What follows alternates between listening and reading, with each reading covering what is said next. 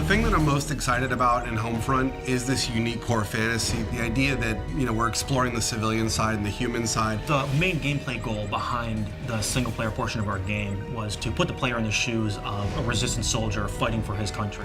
Everything that we did comes out of that. How your weapons work, how you relate to the world, the kind of missions that you go on, it all comes from that. In a lot of shooters, you have the best equipment and great number of allies and an army behind you. In this case, you're civilians turned freedom fighters, and you have to fight against this greater force that has better equipment than you do. And it's really a sort of get in, get out situation. It's an interesting place for us to be on this one because everybody's expectations is military shooter, military shooter. We want guys who are professional, but guys who are really professional in war, like robots. And for us, they're not professional military people. They're resistance fighters. They're all civilians. When it comes down to realizing this world, this fallen America, this occupied America in the game, we really wanted to establish some key moments or key shots where you come out of an opening and you see this big, huge, expansive environment revealed before you. You see this enormous vista of this plane that crashed when the EMP went off. It's kind of like this moment where you're like, this is really something different. It's really spectacular. We really want people to feel like this looks like a place that I grew up in, and then twist it, and now it looks abandoned, now it looks collapsed. The second thing, which I think has been a huge win for us overall, is going after real-world brands. We really want to get these brands in here because they're part of the fabric of American life. So one of the places that the Koreans use as a supply depot is a classic big box store. And they sort of move in and they use the big space to store all their military stuff. And it's one of our big set pieces where the military goes on a raid mission to steal a bunch of fuel. Consequence of violence is something that we're focusing on in the game.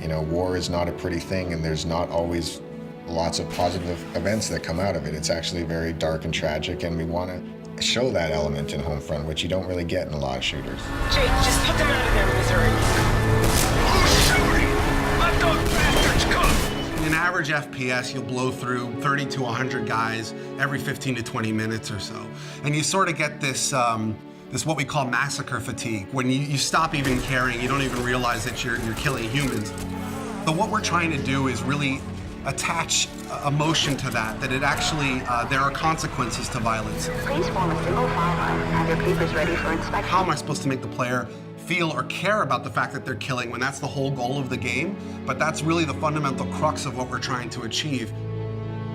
Your character in the game, his name is Robert Jacobs. He's a former pilot. He's recruited by the Resistance because they need a helicopter pilot. So Boone is a former police officer. He's the leader of the current Resistance cell and sort of the father figure of the whole unit. He's less about killing the Koreans and more about what can I do to free my people. Connor is really the key combat figure of the group. He's a little on the wild side. He's not conventional, but he's really a valuable man to have in a fight. And Rihanna is born and raised in upstate New York. She was kind of the hunter in the wilderness, and she just felt the call to join the Resistance and do whatever she could about it. The final character is Hopper, and what makes him really interesting is he's a Korean American, and he has scars on his face from race riots that happened in the early parts of the war. The supporting cast is kind of interesting because you run across all these civilians who have totally different approaches. Some will work with you, some will support you, others might betray you or sell you out, and we create all these kind of neat moments around all these supporting characters. You're a guy who is caught up in this crazy scenario, fighting alongside other people who have no real training. So, you make mistakes. People get shot, people get hurt, people die alongside you. Fighting as a civilian with civilian and in an occupied America, that's really the core of what Homefront's all about, and that's really what we're set to deliver on.